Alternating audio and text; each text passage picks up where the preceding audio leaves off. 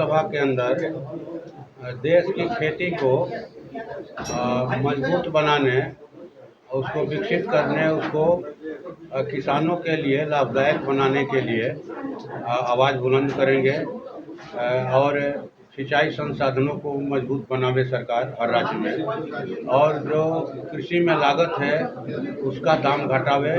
महंगाई के कारण किसानों को कोई फायदा नहीं हो रहा, पूरे देश की खेती घाटे में जा रही है। देश का व्यापार आज पटरी से उतर गया है। नोटबंदी, जीएसटी और अभी ऑनलाइन व्यापार, इसकी वजह से माने जो खुदरा व्यवसायी हैं उनके व्यवसाय की कैपेसिटी 40% घटी है, ग्राहकों की संख्या कम हो रही है चट्टी बाज़ारों में, शहरों में। तो सरकार देश के व्यवसायियों के समग्र विकास के लिए, उनके व्यवसाय के विकास के लिए व्यावसायिक आयोग का गठन करे। हम आप लोगों के माध्यम से ये बात अभी ही उठा दे रहे हैं, लोकसभा में इसको लेकर के लड़ेंगे। और जो शहरी गरीब हैं, ग्रामीण गरीब हैं, वो गरिमामय जीवन जिए, इसके लिए सरकार उनको हर तरह का संसाधन मुहैया करावे। और देश के अंदर जो छात्र युवाओं के अंदर रोजगार को लेकर के एक हताशा निराशा है, सरकार इसको दूर करे। और जो खाली रिक्त पद पड़े हैं केंद्र सरकार के, उनमें जल्द बहाली शुरू करे। और जो उनका पुराना वायदा था हर साल 2 करोड़ रोजगार देने का, कम से कम अब तो उसको अमली जमा पहनावे वो। धन्यवाद।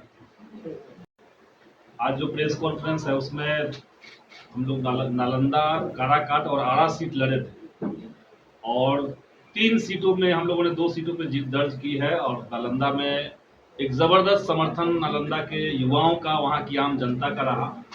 भले ही हम लोगों ने चुनाव हारा, लेकिन नालंदा के कई सारे ज्वलंत सवाल थे जो इस चुनाव के माध्यम से सतह पर आया, और उस पर एक राजनीतिक बातचीत कम से कम शुरुआत हो गई। तो नालंदा की जनता को, वहां के इंडिया गठबंधन के सभी नेताओं को, वहां के युवाओं को हम आपके चैनल के माध्यम से सबको धन्यवाद कहते हैं। बड़ा वोट, हम लोग को बड़ी संख्या में वोट वहां पे मिली है। और आने वाले दिनों में जो चुनाव का एजेंडा हम लोगों ने बनाया था, वो चाहे संविधान, लोकतंत्र और रोजगार का मसला हो, या नालंदा के अंदर जो विस्थापन की समस्या है, जो किसानों को के साथ अन्याय का मामला है, या गांव देहात के अंदर जो विकास का मुद्दा है, इसको लेकर के हम लोग वहां पे सघन तरीके से अभियान चलाएंगे। और आज हम लोग नालंदा, यहाँ से तुरंत आपके प्रेस कॉन्फ्रेंस के बाद हम लोग नालंदा ही निकल रहे हैं। वहां पे बैठक है, 2 राउंड की बैठक है, और उसके बाद बिहार विधानसभा का जब सत्र चलेगा, तो नालंदा में जितने लेवल पे अन्याय लोगों के साथ हुआ है उसको हम लोग सदन के अंदर भी उठाएंगे। संघर्ष हमारा जारी रहेगा।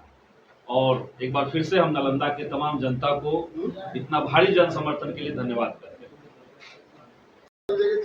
आप शिवप्रकाश जी हैं यहाँ से जीते हैं, और हम लोगों के नौजवान सभा के राज्य सचिव।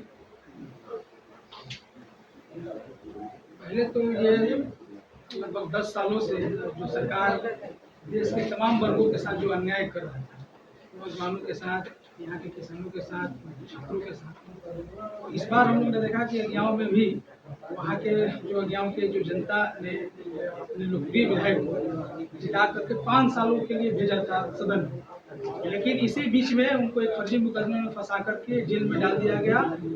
और वहाँ फिर से उपचुनाव हुआ। उपचुनाव में तो जनता ने इस अन्याय का बदला ले लिया है और फिर से अपने प्रतिनिधि को, अपने विधायक को जिता दिया।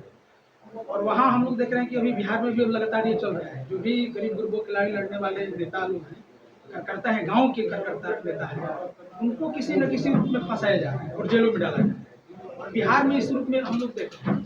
तो ये जो अन्याय हो रहा है लोगों को फंसा करके जेल में डालने का, ताकि उनकी आवाज़ न उठे, तो इस अन्याय का भी बदला जनता ने लिया है। और ये अन्याय होगा तो इसके खिलाफ में पूरे जनता मजबूती के साथ लड़ेगी। और उनको लेकर के एक सदन में और लोकसभा में जीते हुए हैं, ये दोनों जगहों पर, लोकसभा में, विधानसभा में और सड़कों पर, ये तीनों जगहों पर ये हम लोग लड़ाई लड़ेंगे। और इनके अन्याय के खिलाफ में एक जबरदस्त पूरे देश भर में एकता हम लोग बनाने का, उसमें लोगों को गलबेल करने की कोशिश करेंगे।